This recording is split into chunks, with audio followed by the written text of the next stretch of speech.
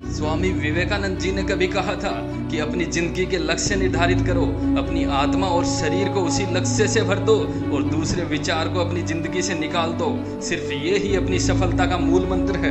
अपने देश भारत में ही नहीं बल्कि विश्व के विभिन्न स्थानों में एपीजे अब्दुल कलाम को लोग अपनी इंस्पिरेशन मानते हैं। परंतु क्या आपको पता है, कलाम साहब भी श्री स्वामी जी के विचारों पर चलते थे। लेकिन यही नहीं, निकोला टेस्ला, सुभाष चंद्र बोस, लाल बहादुर शास्त्री एवं कई ऐसे लेजेंड्स हैं जो स्वामी विवेकानंद के विचारों से उनको अपना पथ प्रदर्शक मानते थे।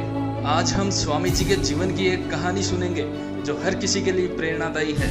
एक बार स्वामी जी को नदी पार करके नदी के दूसरे छोर तक जाना था, जिसके लिए वो नाव का इंतजार करते हैं। तभी एक साधु वहां आकर पूछता है, क्या आप ही स्वामी विवेकानंद हैं?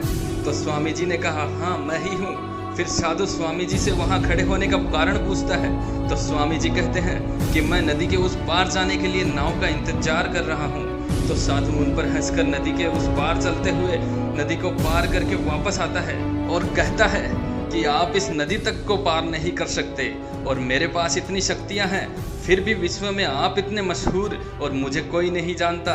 ये सब तो मेरे साथ अन्याय है। उसी वक्त नाव वहां आती है और दोनों उसमें बैठकर नदी को पार करते हैं।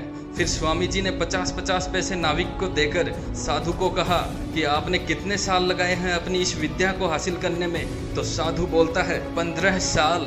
तो स्वामी जी मुस्कुराकर कहते हैं, जो 50 पैसे में हो सकने वाले काम के लिए आपने अपने बहुमूल्य जीवन के 15 साल खर्च कर दिए हैं।